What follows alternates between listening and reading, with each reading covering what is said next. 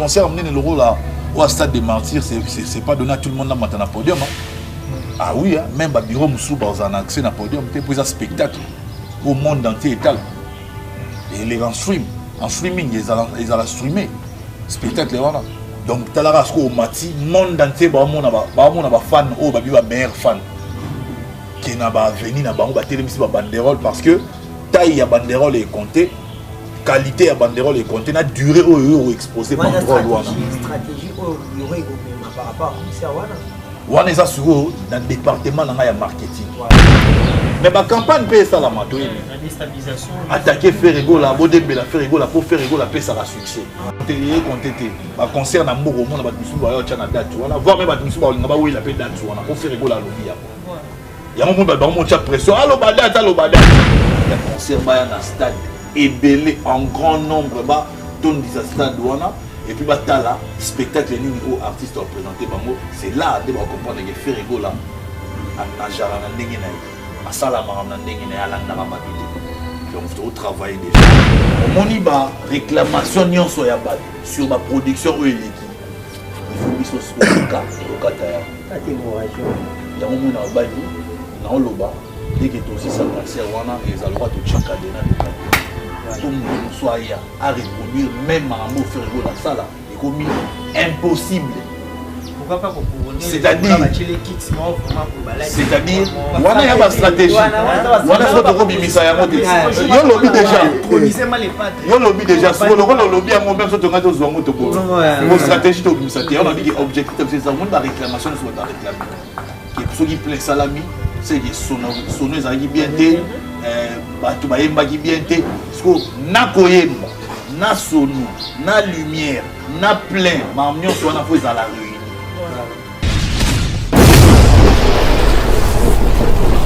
Le président Claude Lukebakweno, le président Claude Lukebakweno, Réci Kilende.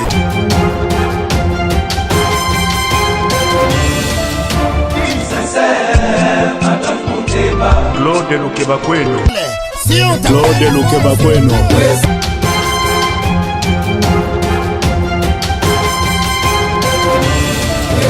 Claude Lukebakweno. Prochaine naïe, j'espère. Claude Lukebakweno. Prochaine naïe, j'espère.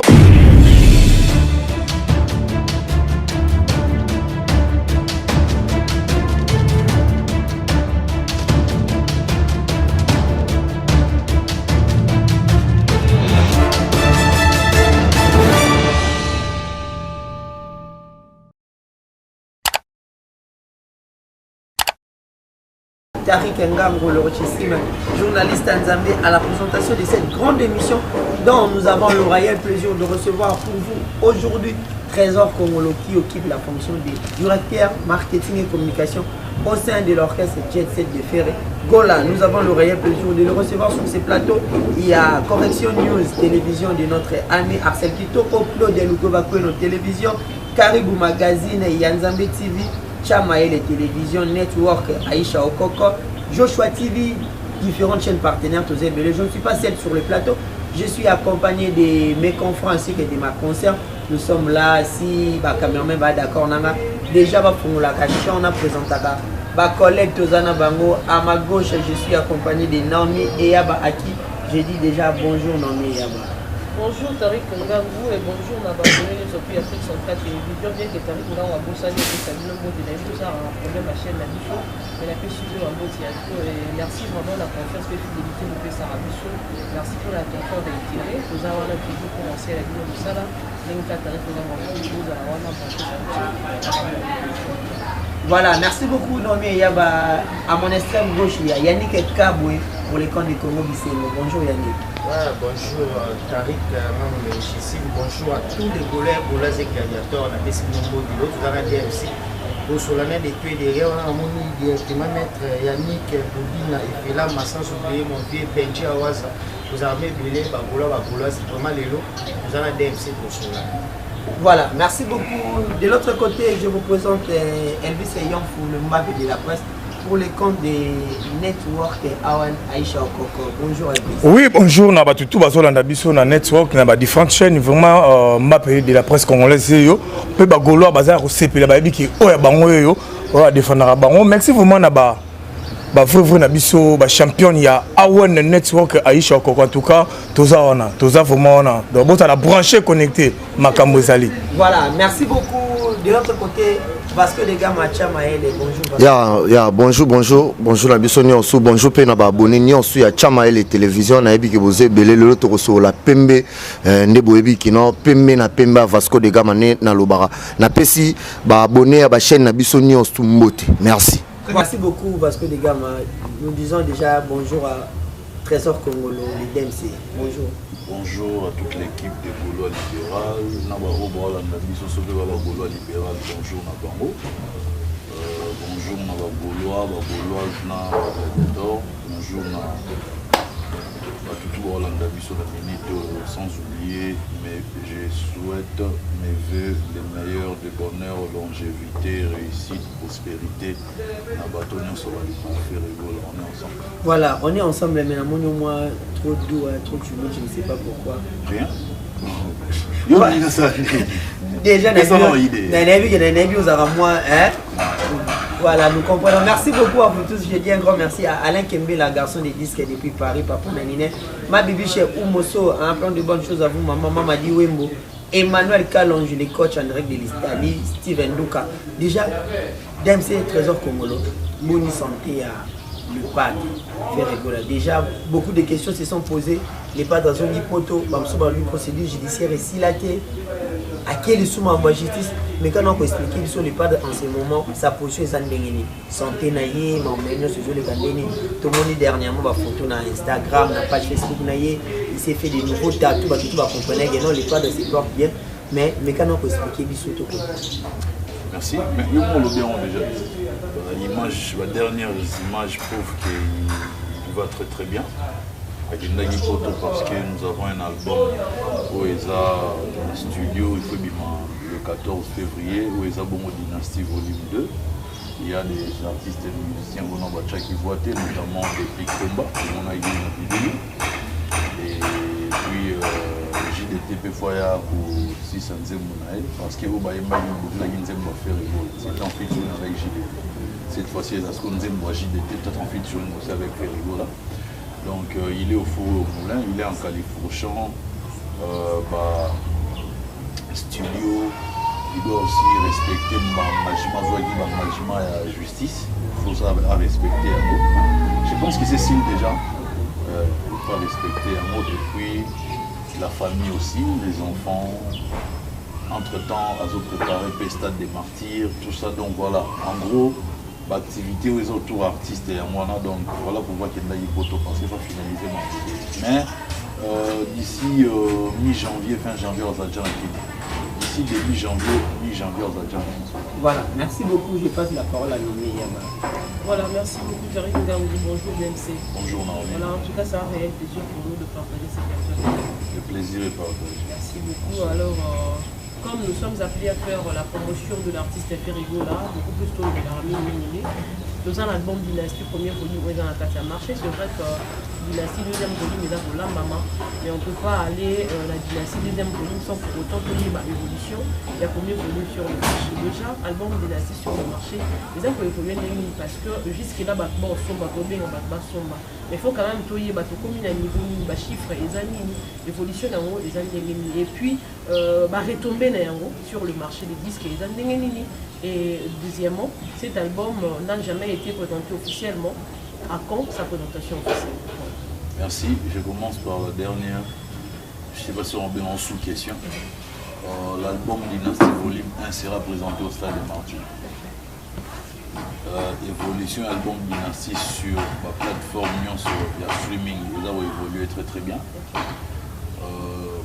Chiffre tout le monde on a ébélé la fake news. Vrai chiffre et la maison de disques qui est les artistes. Donc vrai chiffre et la maison de disques qui est tout. Et il y a un artiste. Un artiste est bien. On a le droit à relais. J'attends ce qu'il y a moi lobby. On a le relais pour promouvoir pour le lobby, pour relais information, pour la promotion à lobby. Après c'est ma permission à lobby. Mais pour nous démontrer qu'il va chiffrer ça bien. mérite toi qui dernièrement il y a best Melody album. Ils ont déjà démontré que l'album était quand même bien. Producteur Aza satisfait, donc Samir Sony Music Aza satisfait. Il y a un moment où il y a mérite et c'est des bons augures parce que m'a envoyé Zoya qu'à la minute il va comprendre pourquoi on va envoyer. Il va dans un calme album et s'est comporté très bien. Va retomber dans l'eau. Déjà mon monde qui mérite on a lobby, mais Missou Zoya et puis entre autres ma production sous Zoya, mais nous ne voulons pas précipiter des choses. Tu sais, il ne faut pas confondre vitesse et précipitation. Bissot aura la façon de faire na Bissot, artiste aura la façon de faire na Oyo. Peut-être certains va comprendre raté, bah oui là on spéculer. À la façon de faire na total et là et tout déçu. Voilà. Merci beaucoup d'MC, je vais profiter encore pour nous rejoindre à moi l'album d'Ilassi sur le marché là on se comporte bien, bah chiffre les pinza Oyo yebi bisonant to yebité mais là on se comporte bien par le fait que Sony Music après ça qui l'artiste et le prix mérite wana Oyazwaki. Mais la il y a Mama Lobelo Mamaka. On aurait appris que Ferrego là, Maison Sony et son équipe, ça là qui multiplication, il y a CD 15 000 CD, pour mettre un peu côté Kayango, et puis ça fait Ferrego la disque, n'est le mec ma surprise de Zoya. Alors, mérite Wana, est-ce qu'il a pu faire partir dans le ça là qui multiplication à 15 000 CD? Bon, je ne peux pas répondre à ma spéculation. Il y a pas tout le monde. Je ne sais même pas si aussi intellectuel il y a niveau niveau. Comment va imaginer le Wabongo? Le seul album où ils ont la vente physique, c'est Bongo Dynasty Volume 1. Il y a la vente physique. Nous faisons ça en streaming. Au moment de la campagne, on va bannir. Parce que qui sont là, on bien. Surtout que vous étiez cité nommément dans spéculation parce que un jour il est arrivé artiste Mathieu Bonché a interviewé bref interview et ça là qui est dans le bas de musique comme on les logo dans les oies bah tu vas venir spéculer dans les na bango bah éviter logo dans le bezani peut-être ils ont trophée et puis dans 3 mois vous avez dit dans 3 mois pour mon non pour mon dit t'es dans le bas dans 3 mois mais tu remets dans 3 mois dans tout ça dans le temps. Oui, voilà pourquoi ça se dans le temps. Ça, donc ce qui veut dire, Bango va spéculer, mais peut-être il y a un trophée. Peut-être il y a un trophée, Bango va spéculer. Mais pour dire vrai, moi j'ai mes bases dans les chiffres. Nathalie, pour l'album il faut totaliser les chiffres bons. Le col a déjà les chiffres, non seulement totaliser, mais toleki yango. Et puis toleki yango de loin.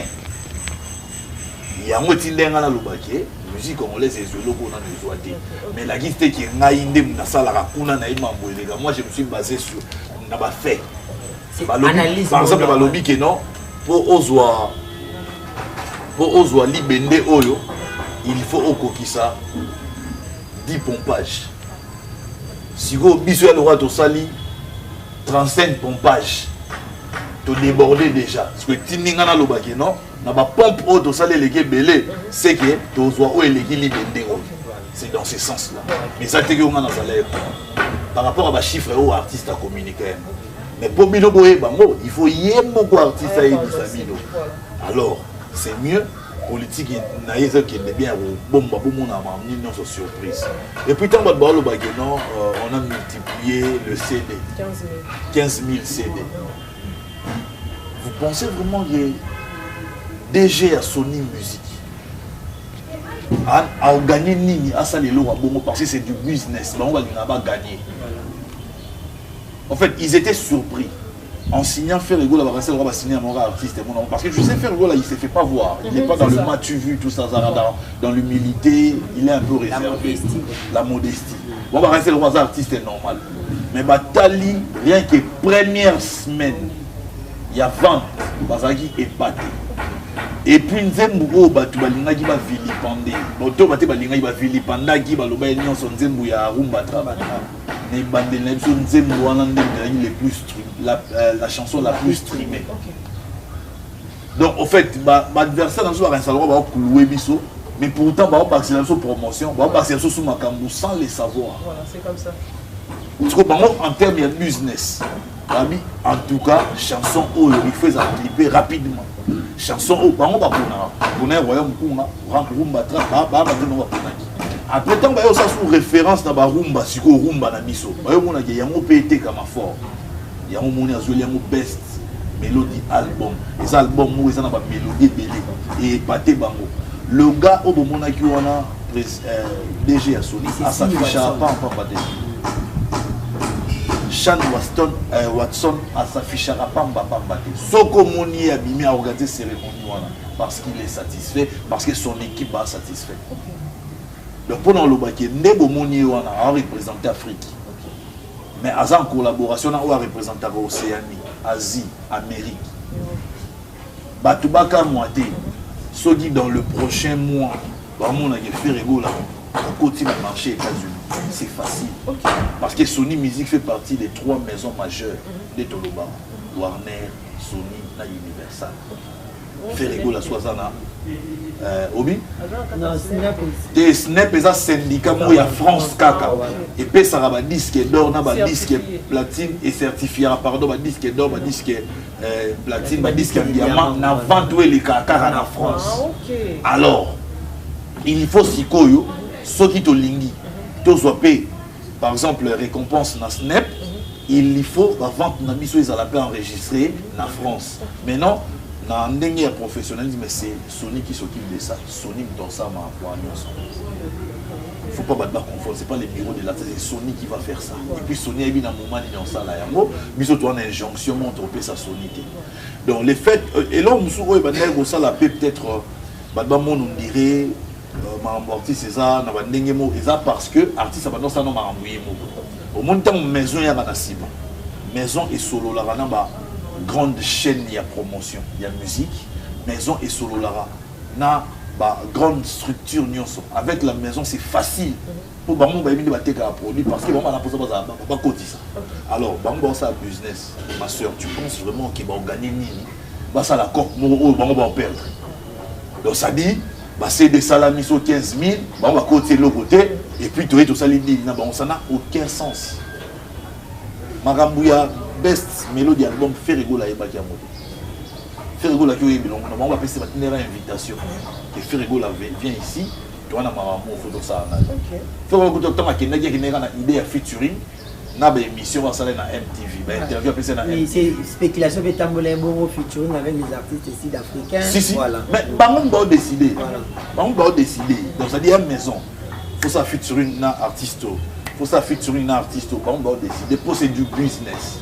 baka monter ba on a peu boum par exemple faire rigoler na star moi il y a États-Unis et ça normal et ça maison donc avant peut-être bazaki ko za na moi muké avantage ya maison parce que les toi mission sur la maison pour voilà, on travaille surtout ensemble. Voilà, merci beaucoup Yannick Kabou. Merci beaucoup Yannick Kabou. Ma question c'est de savoir parce que c'est là je me sens là et puis ça là pour toi Yannick Kabou.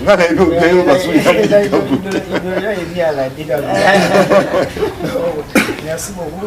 Bagolo vraiment regarde à bon ils avaient stade de Martyrs, il y a un minimum comment la question on les vraiment focus stade de Martyrs puis faire rigoler net aux yeux et puis sur ce bagola libérateur qui est déjà faire rigoler question la mise à lui par rapport à la réalité automobile on a automatiqué bagola siko va comme dans vie mort vers artiste là bon OK et comme le roi défi mort est-ce que déjà nos bureaux l'artiste nous avons se préparer en conséquence pour que concert à lui soit stade de Martyrs et à la différent.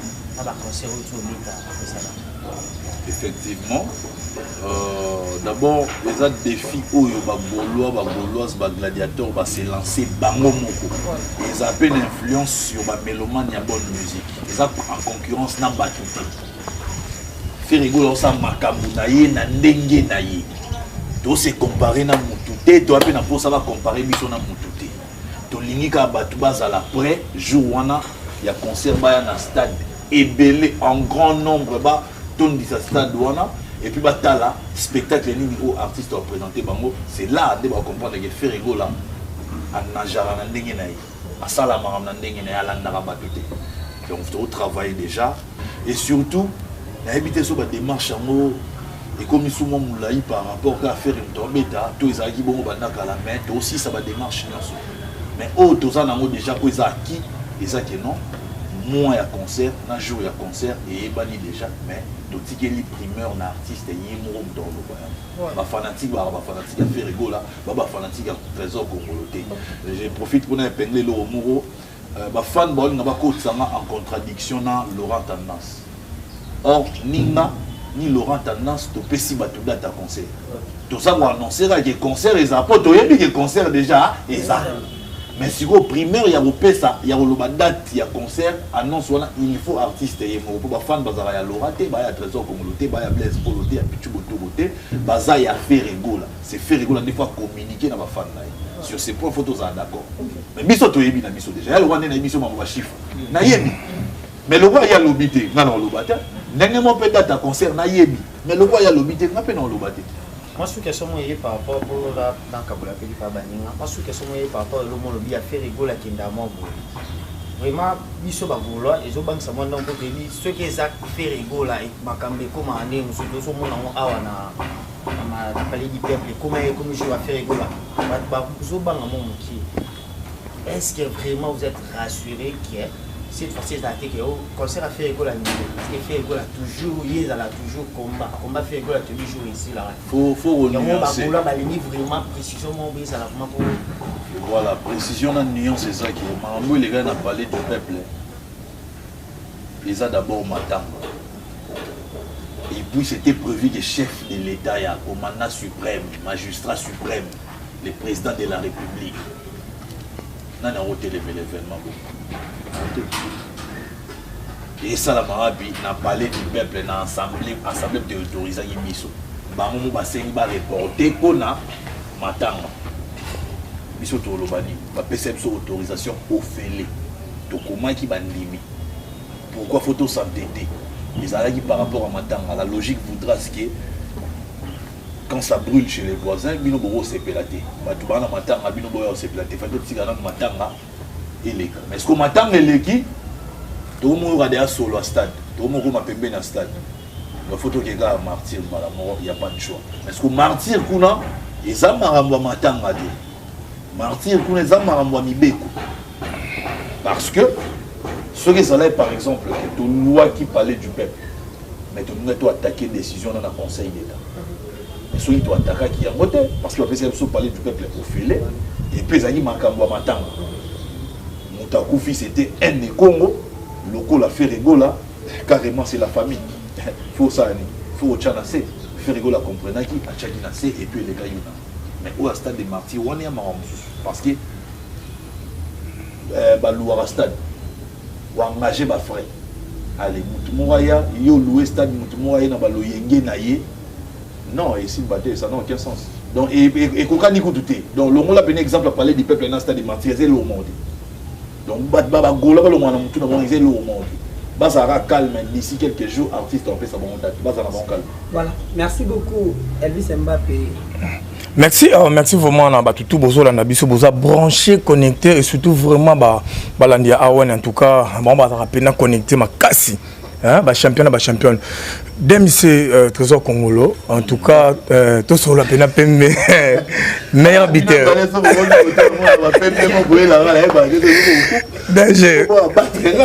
donc tout sur la parce que tout en na directeur marketing dem c'est na pour ça au pesa biso bilan vrai il y a Jet Set depuis janvier tous en décembre bilan vraiment il y a Jet Set bosali nini oh bosali parce que tout au côté 2023 deuxième question dans état que directeur en marketing et le nini oyo sali de janvier à décembre et le nini a amené la carte il y a orchestre il y a Cheria Fergo la Jet Set tout sur la PMB et ça c'est réponse merci na banana wa liboso ba bilan bilan bon en fait groupe pesa groupe Fergo là ça vraiment amalgame groupe pesa groupe Fergo là groupe de Fergo là donc groupe Fergo là Jet Set era na ba fan alors ba fan l'aura ba sentiment na bango toro pesa bango te ya on to tigara mais groupe pesa groupe Fergo OK alors 2022 album Dynasty volume 1 et bimaki 2022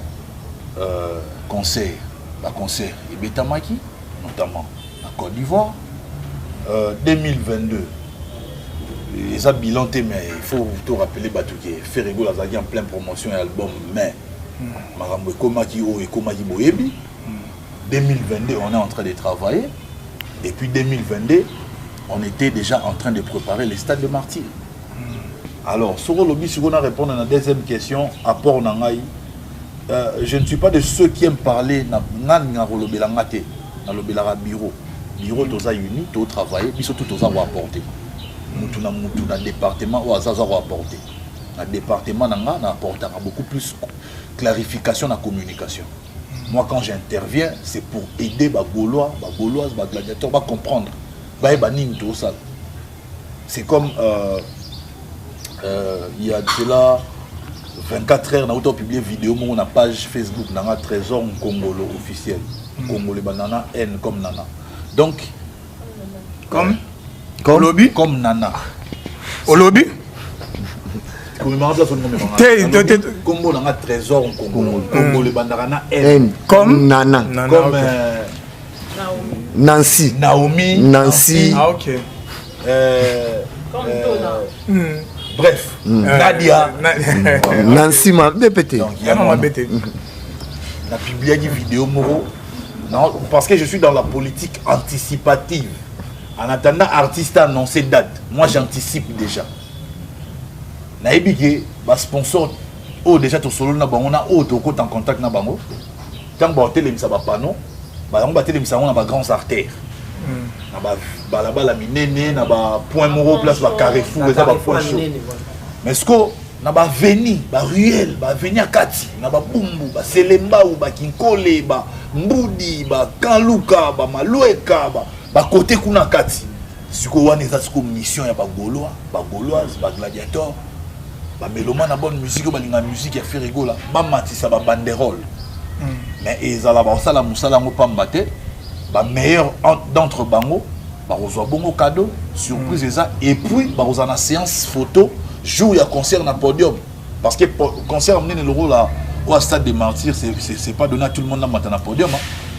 Ah oui hein? Même le bureau Moussou a accès dans podium pour un spectacle au monde entier étal et les en streaming ils allaient streamer spectacle voilà donc tu as au mati monde entier ba mon fan oh ba meilleur fan qui n'a pas venir na bango ba télévision ba banderole parce que taille ya banderole est compté qualité à banderole et compter la durée où exposé banderole stratégie au bureau par rapport à commissaire wana wana ça sur dans le département dans la marketing voilà. Donc cadeau surprise les département de marketing nous TP ça va fan et puis séance photo to communiquer na artiste là ba meilleur fan bango ba soutenir qui concert pena bango yo il faut pas ça la photo est-ce que artiste a boya kanga ba photo na ba fan na et ça bilo mo o ça na moins possibilité.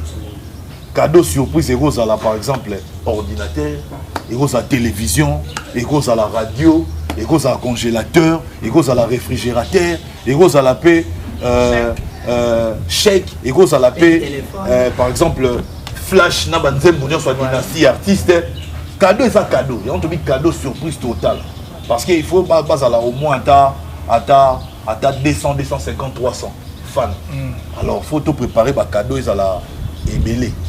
Et puis, il a raté, congélateur, non, il a congélateur, mi balai, des télévisions, et ainsi de suite. Ben, il faut que les fans se retrouver. Dans la ligne, en fait, les fans s'approprier d'un événement. Balo bate que ça y a fait rigolo na staff non. Dans la ligne, les fans comprendre que bangonde des défis na bango. Pour bangonde ba discuter na ba adversaire na bango. Vous ne me verrez jamais dans ça débat.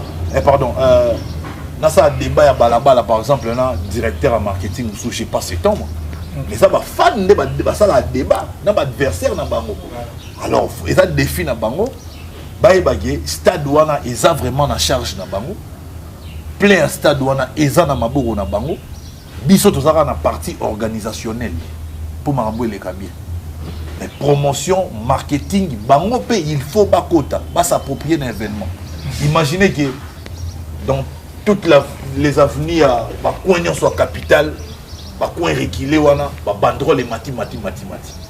Imaginez l'image que ça va donner.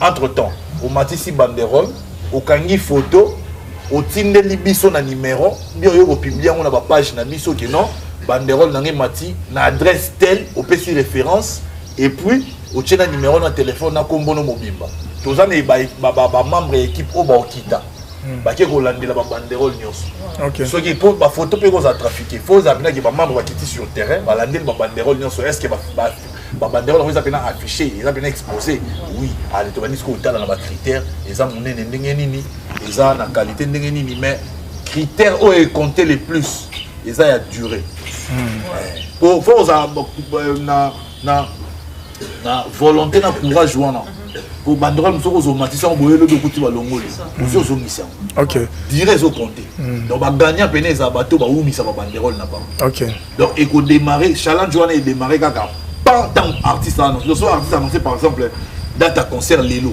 c'est Lelo challenge bandi il y a un moment dans le qui ont déjà bien avant de manière anticipative parce que banderole ça coûte les moyens OK Moutounion so alingara les padres à préparer moyen na yé parce que ba fanatique netiko baza na Kinshasa la majorité va suite au streamer artiste là bas moté alors celle façon bakoki kozong ça ascenseur na dynastie volume 1 kitoko au faire la PC bango c'est pas matza banderole pour avoir annoncé concert parce que banderole les a au comaraté banderole fait una photo et artiste photo ya fait quelque part au tchepé moi dessin à stade image à stade de Marseille et puis au commis jour na heure la concert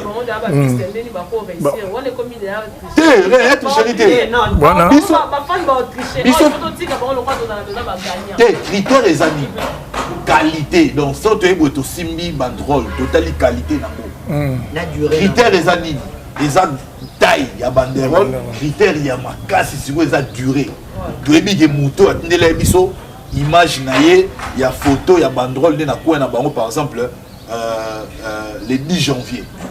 Banda le 10 janvier, 10 jours à concert banderole mais c'est clair à ça gagnant mbalamoro d'office. Ata banderole neza ya muké. Mais ce que vous mêlez c'est sûr à ça gagnant. OK. Dans la soirée, on dépensait par exemple $20, $25, $15 ou matin banderole, ou gagner congélateur peut-être à $450. Donc non seulement on gagner congélateur, mais on a accès gratuit au stade. Vous avez accès gratuit dans le stade. Okay. Pour déjà, vous avez gagné. Il a dit que vous avez soubillet, vous avez au stade au Félé, et puis après, peut-être 1 heure, 2 heures de temps spectacle, vous avez un podium pour présenter nos pré-artistes, vous avez une séance photo. Wow. Ok, c'est moi, question qui est là. Nous sommes déjà dans le département dans l'état qui est dans le marketing.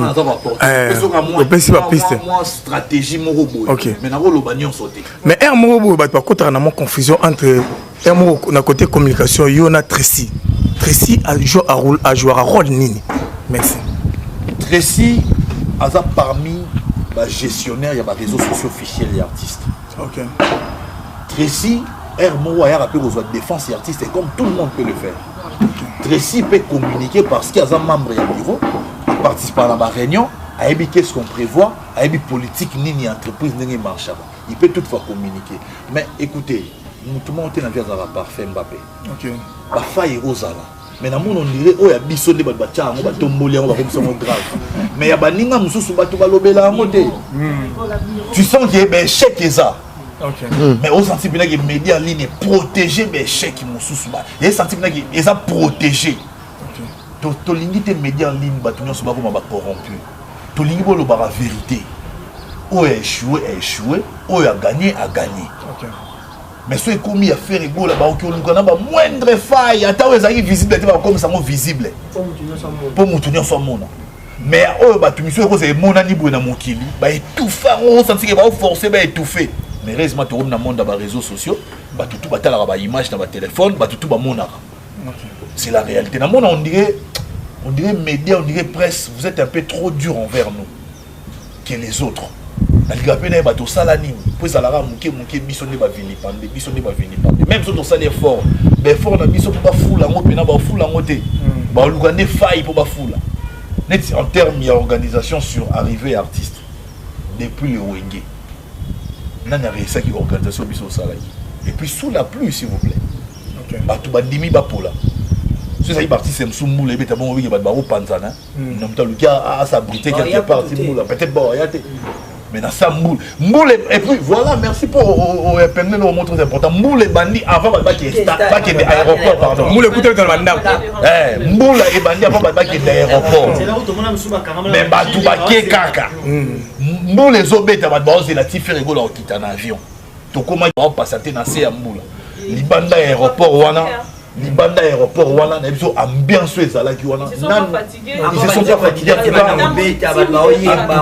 bagaulois bagladiateur baza ba meilleur fan non na mona volontaire bongote batia ambiance webige bato baza chargé na sécurité aéroport babi tozala depuis des années non tout monde mambo tout monde donc toko peksa bango te toko bimisa bango te toko bengana bato baza ebele tellement to bangande ba créer des ordres na bité botika kutu peut-être tant bolinga bo panza bango boya créer des ordres na boluga au problème na artiste mais vous tika bonde baza on ambiance boy tant artiste bon na boki là-bas effectivement peut tant artiste mais qui va même ba libérer aéroport difficile pour que l'artiste accéder c'est vraiment difficile na biso ke ngana bande ko accompagner artiste pour na côté na katina ya mie er to bimiga ba moni biso na biso tous allez sur la place, n'a pas mettre pour sécuriser l'artiste.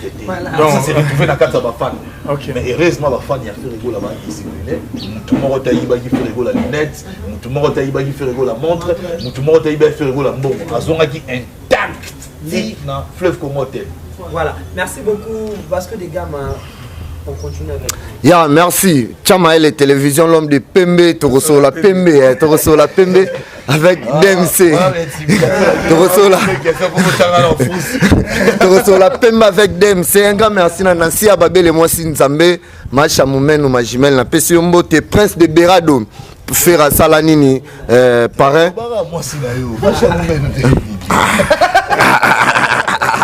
Merci à Babel, na pesi Mbote, na pesi Emmanuel Kalonji Mbote, pourquoi pas Chris Ramsès, les jeunes producteurs, Bibi Show Mosso, Mami na pesi Mbote, Maman Madi, Wembo Sylvie Betty, merci. Toroso la Siko Pembe. DMC, question à Libosoza, apport nini o Sony Music a n'ango pas fait rigola. Pour naebi avant Sony Ezala.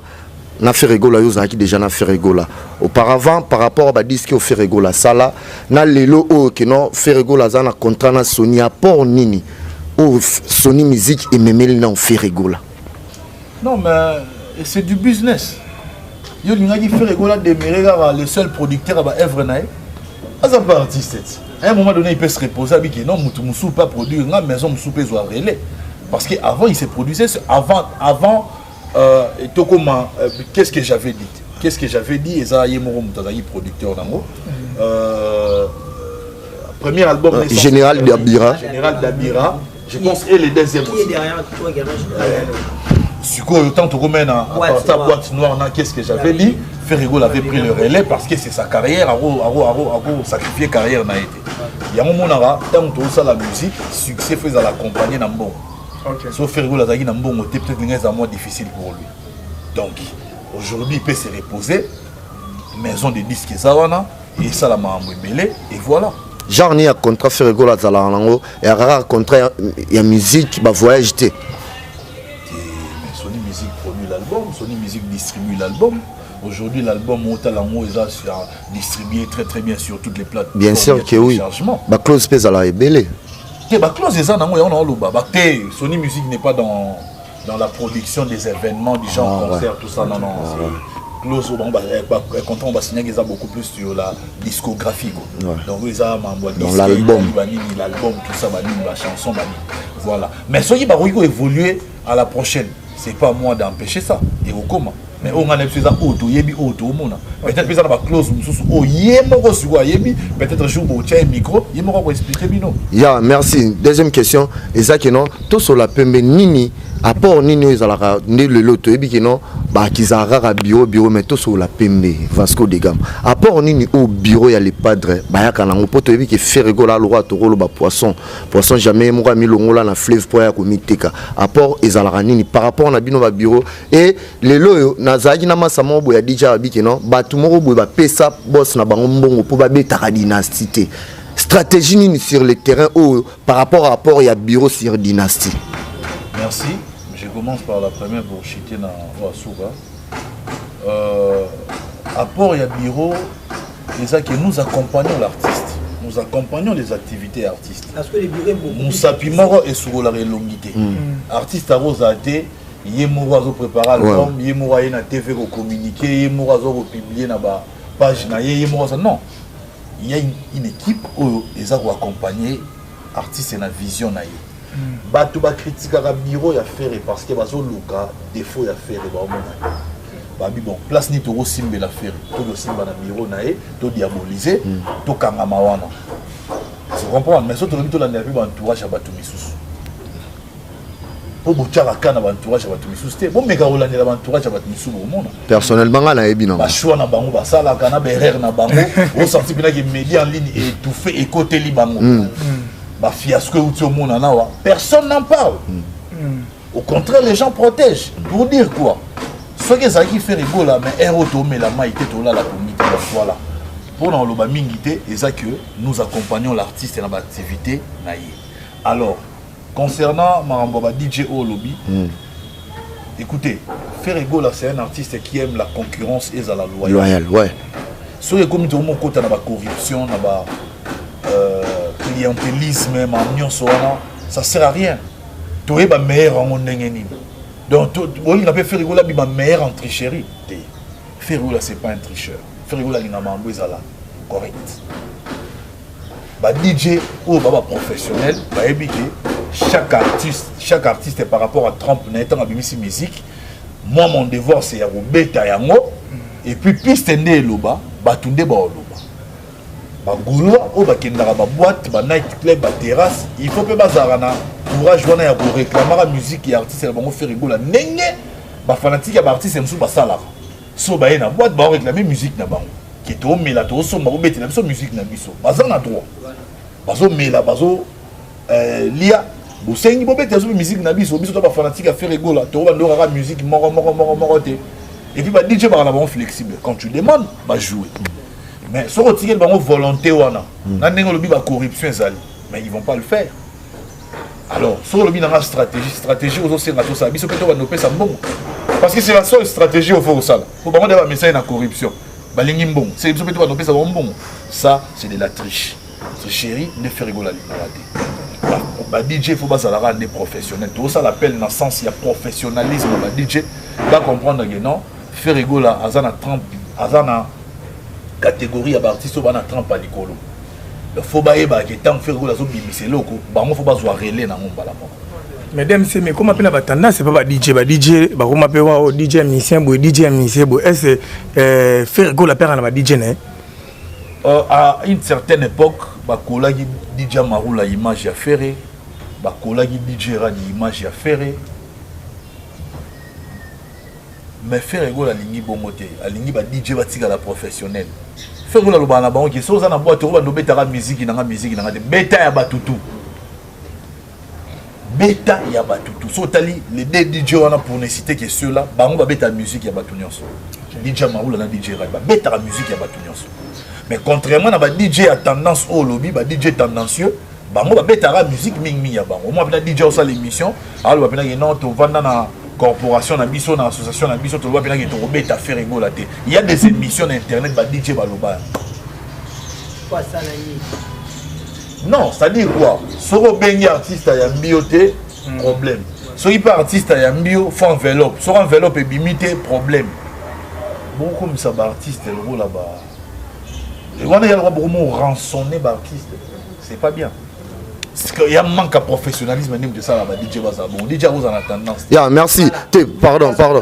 Natuna par rapport à stade, par rapport à stade, vous prévoir nini pour tout au monde na stade de martyr ou te ko beta na samedi na babutu ba yaki ko botola héritier tapis et pas bata monsieur Fali. Nini beaucoup prévoir par rapport à tapis, il y a pelouse. Non, gestionnaire il y a stade que je salue maître Papi Kibens m'avait dit que stade peut bazana bana tapis là-bas. Basombi ga mikolo. Bazala nango mais stade bango bana ba communicateur to ba lega pour communiquer bango bana temps on attend. Maintenant on est dans se renseigner ba bité tapis peut à stade des ala. On verra maintenant entre pour utiliser tapis na bango ya stade ou bien pour commander ou soit Afrique du Sud soit Europe total. On est dans les temps. On est vraiment dans les temps. Les concerts, c'est 6 mois de juin, comme avait émis les souhaits, il a fait rigoler les agents bêta dans le mois de juin.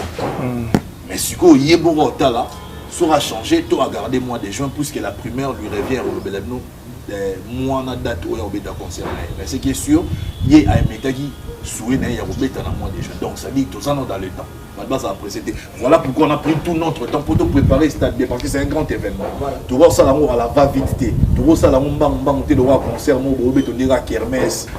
La bâton d'ara liboso était et à stade faut attendre. Un professionnalisme et c'est la faut attendre pour étudier les paramètres. C'est ce qu'on est en train de faire. Ils allaient roubanger. Oh, par rapport à ma trempe.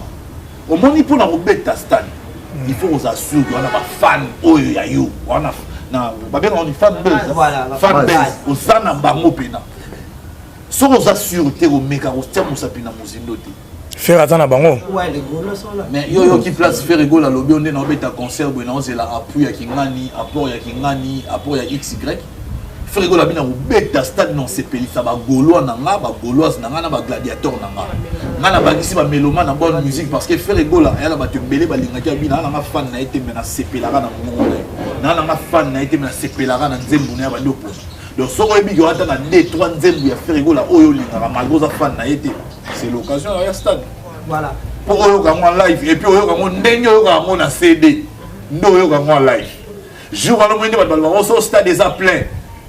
Voix et son et on a bien dit Batubaya stade est à la plein et puis son et aux à la impeccable les jours on va comprendre que non il y a artistes et artistes la sécurité pèse bien sécurité pèse mais émission nous sommes en train de travailler pour nuancer et ça de manière professionnelle pour sentir une différence concert c'est un défi pour les fans d'abord le Gaulois les gladiateurs la gauloise, mais ça peut être des types au bureau.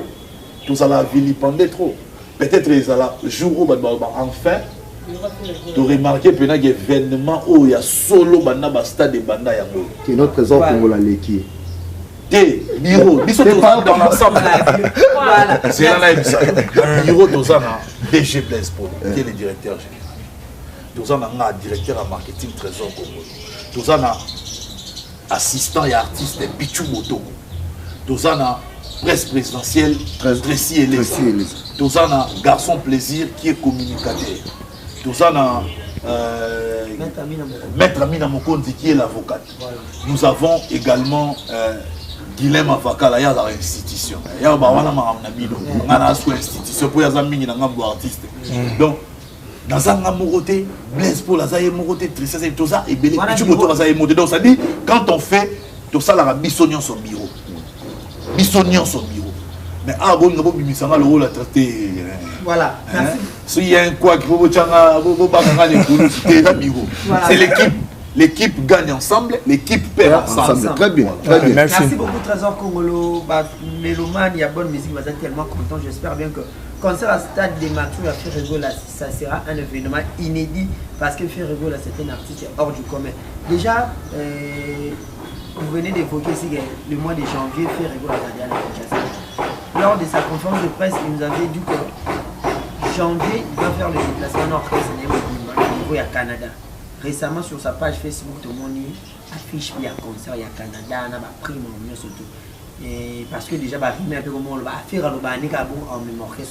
Cette fois-ci, nous sommes sûrs et certains que faire Ferregola, après plusieurs années, après c'est déjà prototype, cette fois-ci,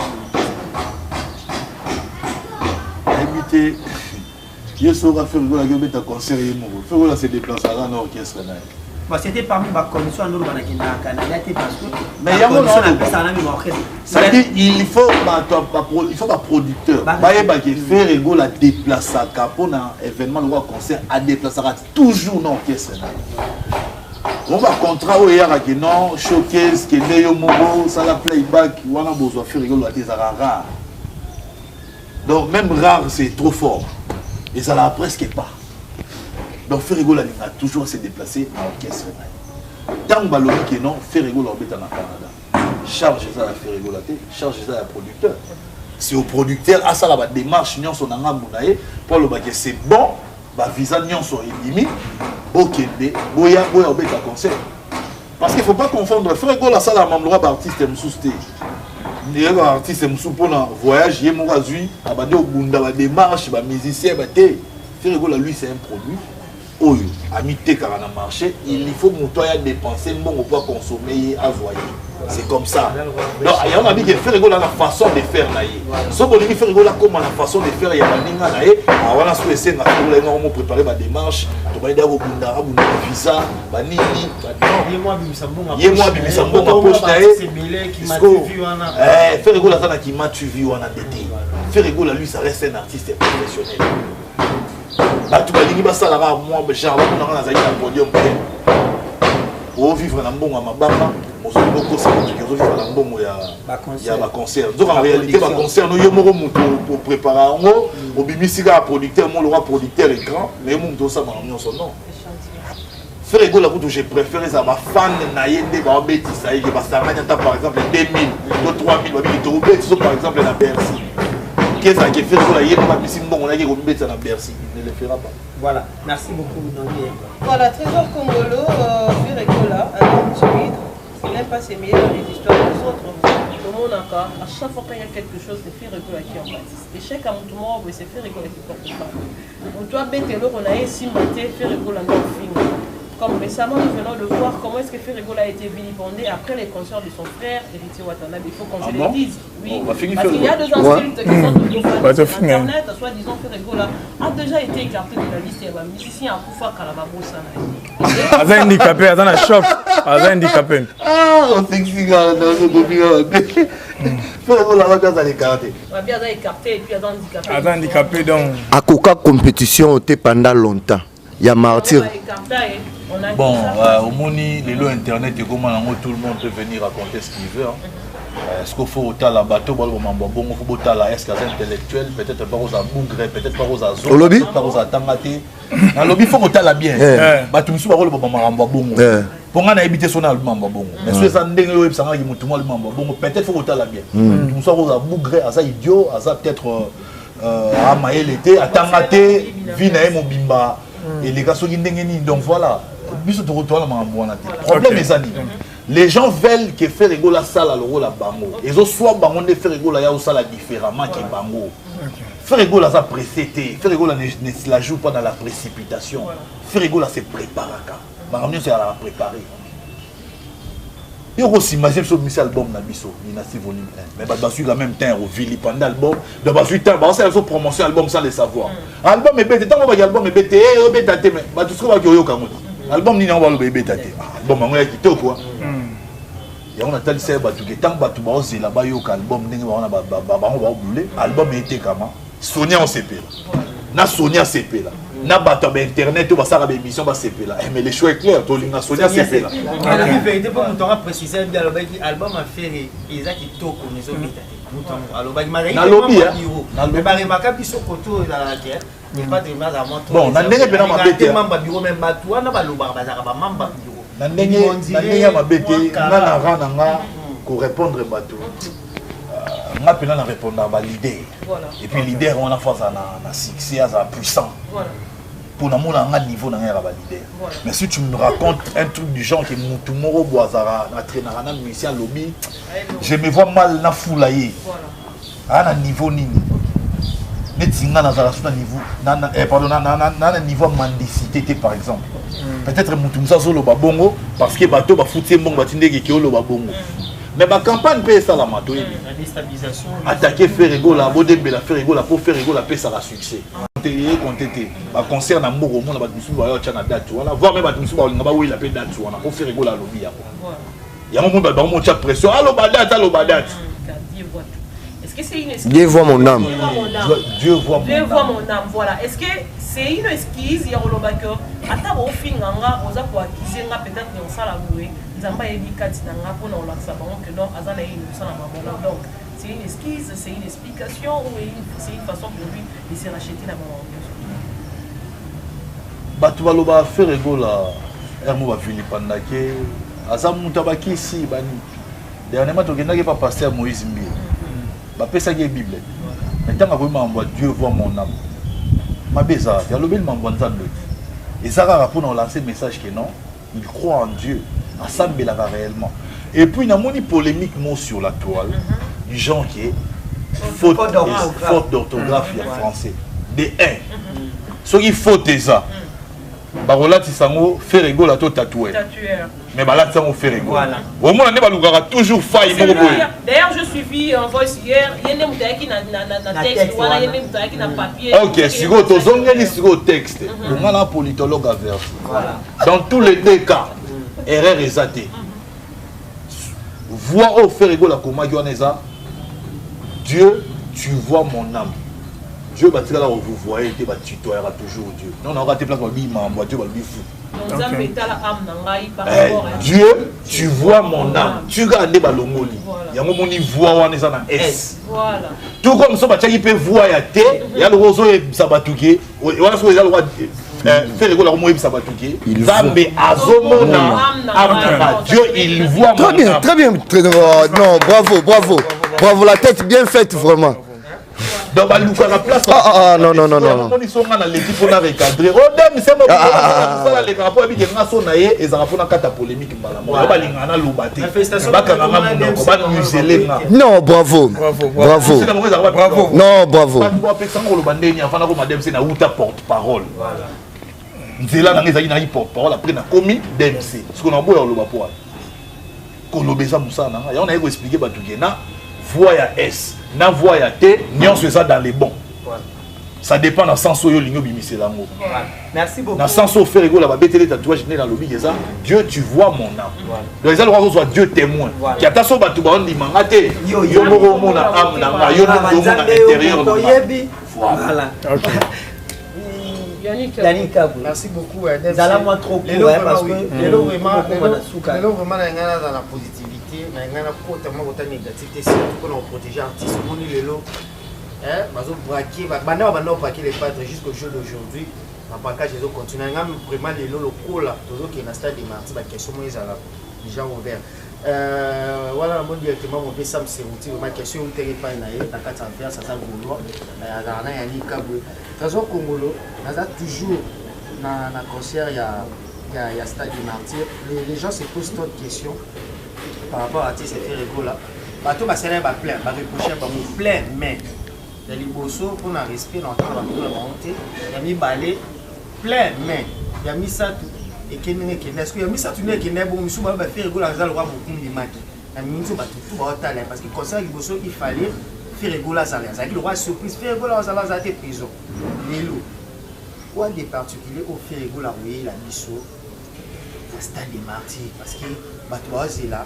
Parti c'est monsieur basale ba stratégie ba sur ba disque ba sali me peut ben na ba ce qu'on fait rigolo là déjà tu ba yemba bien autant oyemba kuna ongi mais stade de matin ma moyemba te monsieur ba ko yemba faut rotana faut pour le monde on les a plein spectacle ici parce que les padres oui a ko se démarquer comment pour enfin emballer public et koya jour à stade de matin je préfère na lobelao objectif na biso qui n'a l'obélo stratégie parce que stratégie te redévoile voilà. Objectif est animé. Au moniba réclamation n'y en soit battu sur ma production ou l'équipe. Il faut que ce soit le cas au cas il y a un moment dans le badi dans le bas dès que tu aussi ça concert wana et ça le droit de checker dans comme nous soit à reproduire même à mot faire la salle et comme impossible. Pourquoi pas pour c'est-à-dire on a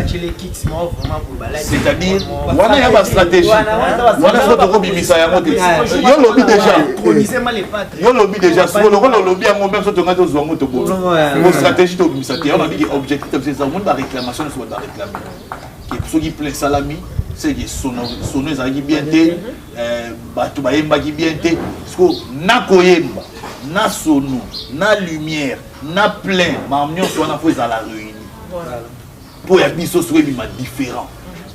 Pour ça la peine que non, en tout cas, stade où depuis banano et bêta maté.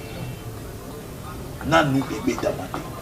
Il y a un monibiso, ma boba tu n'as minute et tali bisoté. Depuis un certain temps, on tali ma boba de tali bisoté. Donc stratégie à Sika il est allé maman ba te libiso te ça maman na yo biso ça maman na biso maman ba tout vraiment tali biso c'est question vraiment pour la pesa baninga eza eyemi mingi na basia ba ministère ya biso ya kala ko balongwa c'est comme si yo ka vena so waze parce que moi ngai to lo ka muto na toujours nzambe na certain mais fait gola ba bini na kata je cette qui guerre mo ezala ile ka makasi ya o mona majo ni na présidence et tout ba ministère na biso balongwa kala notamment ba Shikito ba Zebile misu ezala balongwe mais ba ki ozonga ba orchestre misusu otala vraiment que mona ke sika mo baza mona makia ni ni te mais est-ce que ezala ni na kati ya groupe fait rigoler au fait il y a beaucoup d'aliments bato bato moi ba ozonga les Yannick Abou, question est en contradiction dans vos candidatures par hasard.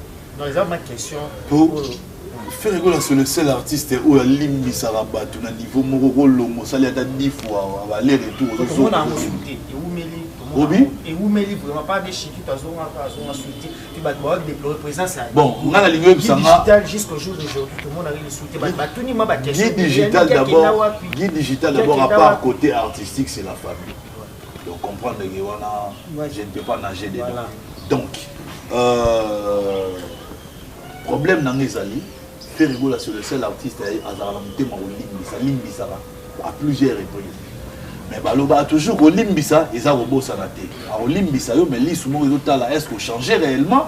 Tu parles pas aux apports zongi parce que vous allez dire ah voyage mon réseau ya au stade de Marty magam na lingina sa anime. Faut y ba.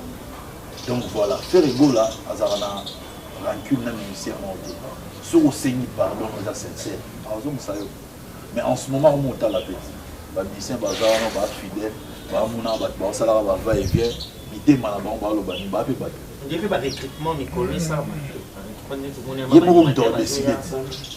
Pour toi, là, chanteur est belé, toi, là, musicien belé, tu aurais quitté là combien? Pour faire rigoler la fois foutre à Bamou. Faut là. Obi?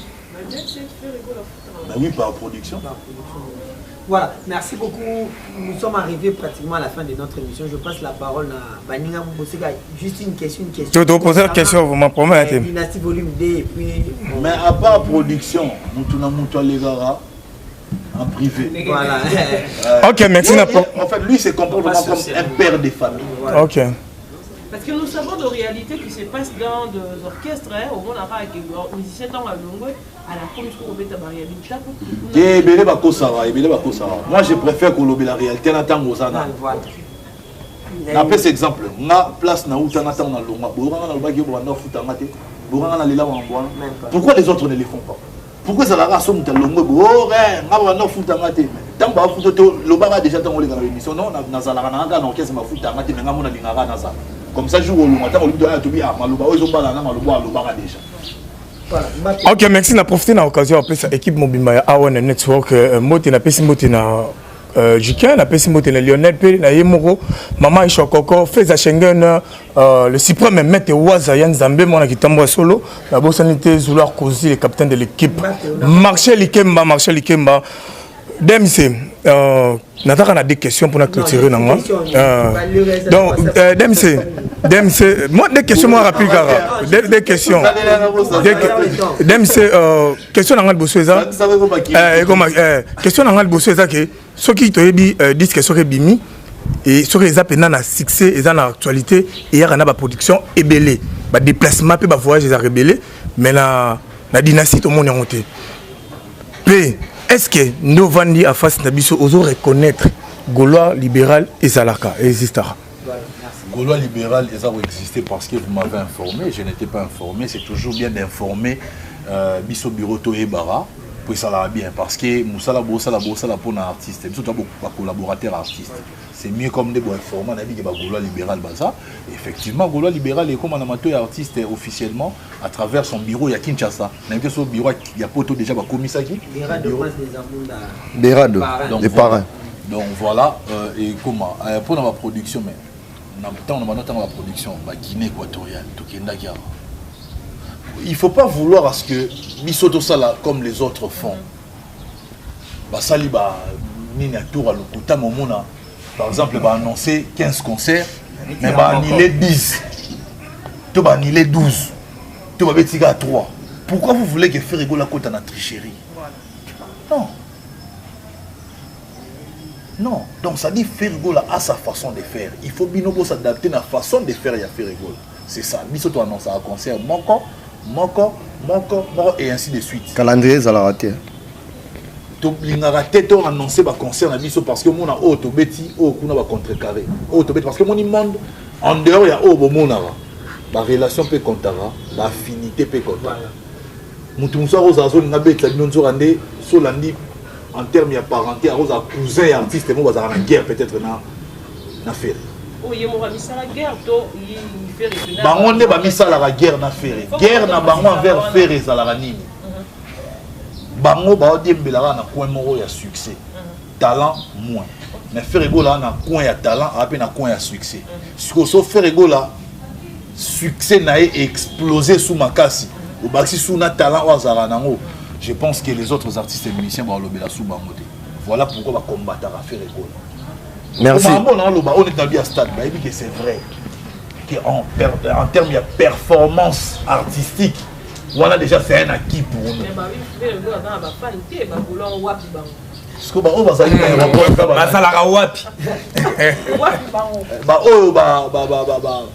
bouger qui vient à Bisso. Et ça banane. Bah on va bouger vient dans sens attendre ça la vidéo à répondre. Et ça banane, il y a boloté. Bah on va pola yimboula wana, ya banane. Et sans compter que si tu donnes les ganzéans, tu vas golo tout va maintenant papa na maman pour préparer faire. Mais des présidents de la République nous a zone non on a mis tout le pays là.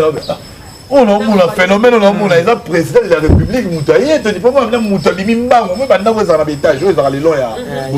Ba ba bibi na ba opepa. Na ba maman ba tika boté. Mais ba image ça ba bimi bimi, pour ba prépa faire rigola, nga mona ba ki non. Moi on voit lo linga mi makasi ya. Voilà, parce que ça a arroganté, ça a vantard, ça a raté ngai. Faire rigola te ya batuga na musala. Voilà. Merci Mbote vraiment la Claude Lukoba Kweno président na pesi Mbote na sia babele moi Sinzambe na pesi. Ah. Mais nous sommes au lobi na ko rabatu. Na pesi na Sibele moi Sinzambe na pesi Mbote. Ah. Na pesi mbote na babone nyonso ya chama ele Judith Labio na pesi mbote Dorcas Boloko ko le Gaulois libéral Arsène na pesi bino nyonso mbote bayam paka malgré ça la bando de poste question na Poutine toujours Jiken toujours Azawana na PCP Aisha Okoko Mbote mami faut pas que ça mami te mami na yo mami na yo ya merci Aisha Okoko na PCP Mbote tonito eba batu ba retourna to mona concert ya Wenge na Martyr Amadou Djabazaki comme producteur deuxième concert ya Martyr producteur azala été concert à décembre ya Martyr producteur azala été concert ya Ferregola producteur à Rosalate ma producteur to et aux alanines. Merci. En tout cas pour la question concernant producteur Boureba, vous êtes patient, tout le monde vite en besoin de Boureba, partenaire Boureba, et on a le Boureba. Ils on laisse la primeur à l'artiste, c'est là qui charge les artistes et des moutons au Lobayango. Ils ont responsabilité c'est un peu ça. C'est très important maintenant au Loba. Tout le monde vite en besoin d'artistes à Roya.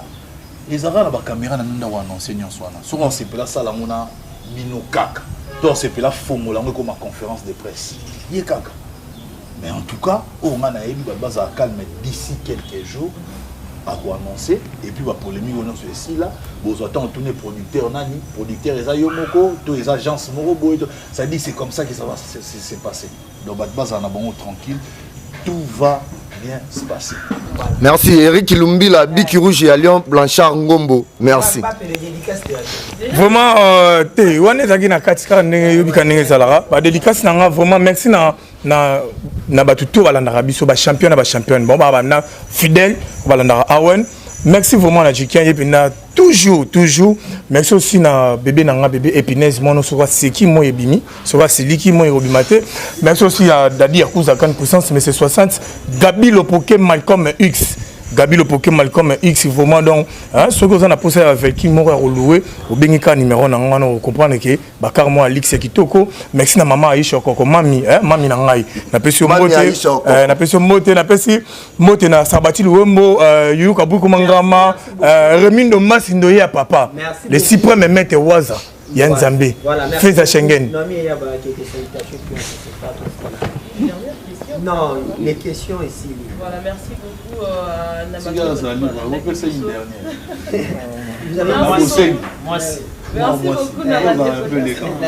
la seule femme, bon. Voilà, merci beaucoup. Nabil Yatoubola, Naki Bisso, Tampo, on a fait sur un beau théâtre. Daniel Mériki, c'est l'homme selon les termes de quelqu'un, mon conseiller privé. Un grand merci à Ichaya, frère, c'est très bon. Voilà, maman Petit Tiangai, maman Abana, maman Bijou Elie, ma partenaire privé. Francis, ma vie, Pilero dans l'ombre, Balobi, moi, mon bal avec le PPD, Mambo Télé, Rwanda. Pourquoi pas dire un grand merci à Kevin Mohamed, camarade Nanga et Tango. Alors, DMC, la dernière question est celle de savoir. Perigola, Adini Kotsa, concert Naye, la stade de martyr après dynastie deuxième volume. Oh, il y a un album Oiseau Beta accompagné de la alors, tout le stade de martyr, il y a fait rigoler avec la stade de martyr, il y a un peu personnel, il y a la stade de martyr. Oh, il y a un non, je pense que stade de martyr, il y a fait rigoler les Aïe Moro. Moni, quand il a sorti album Dynastie Volume 1, créé ma frustration. Le même bateau, il va frustré. Kabo ça dit on a le faire rigolo a bien il va massa ne peut pas union sacrée. Maintenant Abimi c'est album de Dynastie Volume 1, il est seul. Album on a vu déjà mérite et puis qu'à la minute va récompenser là-dedans parce que c'est dans le bon. Donc pour nous le baguette concert ils a fait rigolo. Mais ils a les sous-mouteurs sur le massa ne va participer dans le concert on a pas vivre un peu moment de gloire on a pas vivre en haut déjà. Voilà. Na kulu tuna biso mais si vous ça la sous bien, va vivre un jeune, la même podium et ça la bien et surtout que faire les artistes moins à conflictualité jamais les cas de Paul Bagemoninga l'équipe a masse en nyonso nani ngo l'équipe depuis dans la maison mais il n'a jamais respecté toujours masse nae ça sera toujours bien à bango ceux qui au hasard a besoin de ça nae azui ceux qui pas besoin de ça moko basolo parce que c'est entre bango c'est la famille. Et puis, dans la spéculation. Bon, mon corps, ils en ont la dynastie. Et par rapport à Bill Clinton, tout le monde a créé à boire une dynastie. Il a boire un peu d'album. Ça libre, ça va créer. Ça libre. Ça libre. Dynastie, quand il on peut dire que l'état et la relation, c'est tout à fait normal. Normal. Ça libre, il faut pas loba. Ça libre, ça là, il faut pas ça là. Ça libre. Parce que tout le monde est l'autre fois, c'est le Bill Clinton. Et c'est la dynastie. On a directeur en marketing, on a directeur en marketing. Merci. C'est bon, merci. Merci. Rachel Ngombo. Pour dans le baguette, tout va bien. Voilà, maintenant je suis là tranquille. En passant dans Sali, un petit coucou dans Bibiche Oumou. Naomi. La perle noire, elle a bien Naomi la japonaise. Na pesi bongo petit coucou na ngape na Madi Wembo. Madi Wembo, Emmanuel Kalonji également. Emmanuel Kalonji, Yemigolo na bien le cerveau. Et puis sans oublier il y a mon thème Yannick et mon invisible. La monnaie. Yesiro Yazalo la loi unité centrale. La monnaie invisible et puis voilà. Berado Prince des Zamunda. Berado Prince des Zamunda. Il n'y a pas la loi institution. Ok. Il n'y a pas la loi institution donc dans saluer Bayagada sans oublier mon vieux JP Mindia le big manager. Il y a pena Azarafiemo intellectuel et puis Maël et Belé aller là il faut. Dans saluer tout na poto au balingara biso tout ça musala ba bureau non soit poto entourage non soit poto staff non soit poto on est ensemble. Je tiens encore à réitérer mon malobaki. L'information dans les autres était en contradiction avec la tendance. Ok, en tant qu'un politologue averti dans le barré Moro, ni l'aura tendance, tout le barré qui fait rigoler en concert à date rien. Suspense ou là, exact toujours. Pour te dire que primaire, il y a la date, c'est à faire rigoler. Batouba, Lukaba, pour Batouba, on parle de la Maraboua, Marabouza. Pour les ballons les commis noir. Donc voilà. Merci. Merci beaucoup DMC, merci à Tariq Ngamo et Major Peck la personne en beau théâtre. Merci beaucoup dédicace. Dédicace quel est le souci. Bon les migrants, qu'est-ce que c'est migré? Pour Bizorbi, il y a une question de Bizorbi pour tout le monde déjà. Si Bizorbi ils ont un single moi par le roi Piroma ou soit ils ont sikoyo problème ezala nini omoni basingle nyonso edépendant na artiste akobimisa 2 3 4 single avant sortir album akopona oyo nini to soki alingi nyonso ekoti na album to atiki yango alibanda ya album c'est à lui mais en tout cas bizorbe ezalaki pourquoi puisque janvier faut bato babina janvier faut bato babina tala na titre nango bizorbe donc c'est pour s'amuser quoi c'est pour danser ça pour na bato babina ok merci wana na moni mon vieux Sam c'est tu na kati place Benji Awaza maître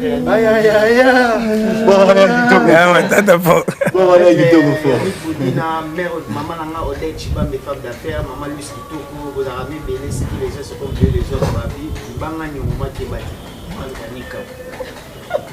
merci beaucoup Yannick, nous sommes arrivés à la fin d'MC, je crois que c'est déjà la fin. Le dernier message est plutôt Kabouane. Le dernier message, bah Gaulois, bah Gladiator, vous allez souder événement au stade des martyrs, et ça défi na binomoko. Et ça défi contre Batumissou, c'est ça binomoko. Bon le ben il faut prouver Batouki une majorité plurielle. Bon là ça Batouki bozala en grand nombre et jour on a boya en grand nombre dans le stade des martyrs pour bosser là parce qu'ils ont fait la communication sur éthique concernant Ndenge Nini s'est déroulé avec le temps. Au milieu de stade des martyrs, c'est un acquis. Fait rigoler à la caille qui s'est pété dans le stade des martyrs parce que le stade des martyrs il y a double événement. Il y a présentation en dynastie volume 1, la présentation en dynastie volume 2. Dans l'ambiance il y a la jour là. Il y a un fou bagolo, gladiateur avant. Stade où on a fait mi-tonne déjà avant pour obligé star à faire quitter avant. Donc, si on est par exemple le stade est dit 12h, c'est que l'artiste à côté stade 13h. Oui, problème bien. Dans le lobby, si on dit stade est dit 12h, c'est que l'artiste il y a 13h. À Bandi conseil. À au cas de public et lobby, tu es limité, son public est limité à Koimba. Voilà, merci. Bateau, minimum ici, ça, bateau, la puissance à voir, tes frères, la puissance à voir. Voilà. Merci beaucoup à toutes les personnes qui nous ont suivis à travers les différentes chaînes KHV Télévision, Sissi Maken la télévision, correction, TV officiel, Claude de Lukobakweno, Yanzambe TV, Afrique centrale, Joshua. Sont tout je voulais également.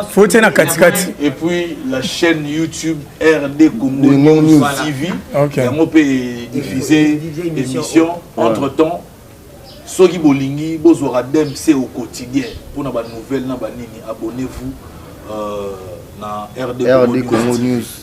Voilà, je voulais également préciser une chose concernant le Gaulois libéral.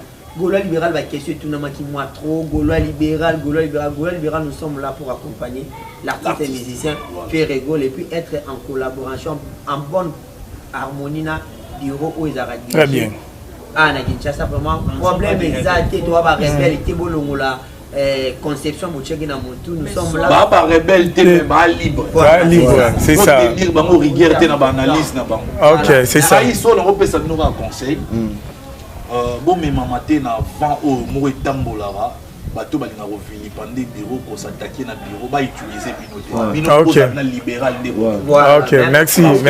Bureau des awana, ils établi par artiste et donc ceux qui membres moi ya bureau a déraillé tout ça vous savez bien c'est à l'artiste qui doit sanctionner. Ne mettez pas trop de pression à l'artiste, il faut soutenir l'artiste. Moi conseil dans ok, merci DMC, merci. C'est également na bureau Kinshasa DG Blaise Polo, ya Pichu Botoko, Maître Amina Mokonzi ba visa ponda Jires Zamba.